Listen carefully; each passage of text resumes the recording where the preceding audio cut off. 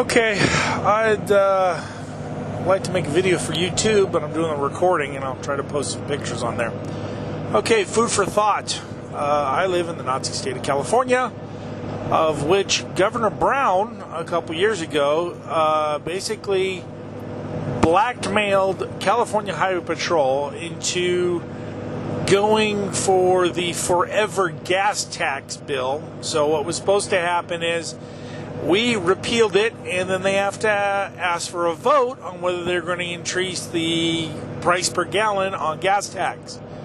Someone was paid a group of money to get a yes vote no matter what, so they put, you're voting no on infrastructure and freeway stuff, and it's supported by Highway Patrol.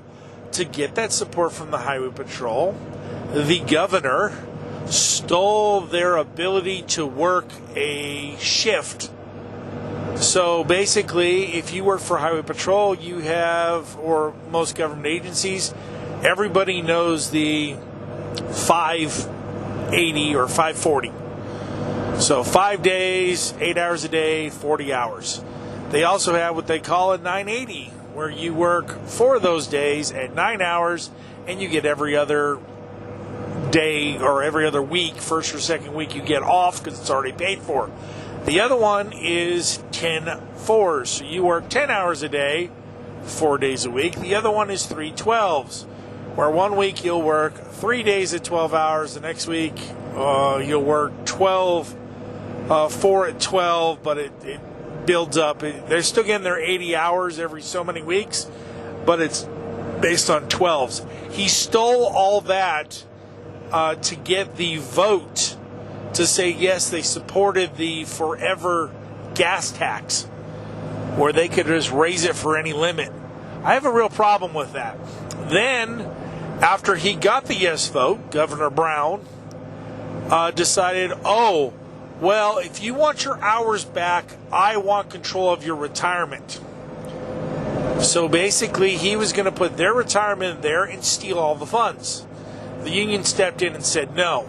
So they're on an 8-hour shift, 5 days a week.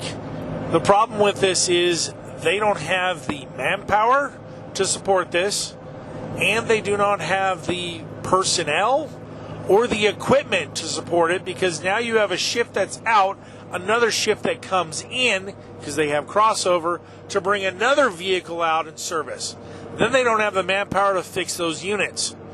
So, where does this lead to a problem? On the 18th, I pulled up to an accident scene where, unfortunately, some people had died. It took them, I believe it was 11 minutes to respond from the time the 911 call was administered. And, it's just ridiculous. Could that life have been saved? I was told no, because of the bodily injury, but at the same time, they're not just there to sign tickets. They're human beings. They're out here to do a job, and crooked politicians have turned these into these enemies. Okay? They're a face. They're not a nameless face. They are out there to do a job. Yes, their job is dirty, but when you generally need your help, they're the first responders. They're the ones out there.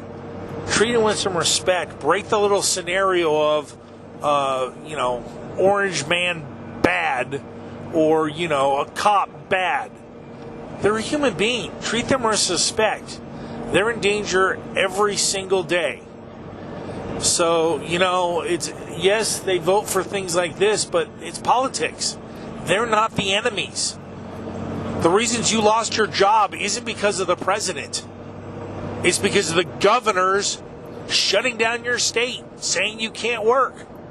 Here it is, and it's almost November, and they still haven't opened up Disneyland. And by the way, those people who sued the governor for shutting down the beaches, because we all know sunlight kills viruses, has for millions of years, if you had a real ID, it was dropped. Why? Because you just gave up your Bill of Rights, became a 14th Amendment citizen, which is you are a federal slave, and you just volunteered or agreed or gave consent to what they were doing. In other words, you suffered by the hand of the government. What does suffer mean? Suffer means you gave consent. That's why no one ever wins pain and suffering. He walks in there, did you suffer by the hands of the cops? And you say, yes, I do. Guess what? You just consented to basically get beat up. And it's not the only thing they do. You ever walk into court and says, do you understand the charges? Understand. You agree to let him stand on you, rule against you, and do as ordered. You know, it's... People got to wake up, figure out what they're doing. Remember, they used to do history. Now they changed it to social studies. That's not an accident. When you go, remember when we used to go and ask for the check? Why do they call it a check? Because it's your money. What they're removing from you is how to cash it or use it to offset how much they say you owe. It's also called a bill. Check and bill are pretty much the same thing. It's just you've been tricked into thinking it's something else. Some of these old terms are still there. You ask for the check. You just need to know how to endorse it and turn it in. Food for thought. Have a good one.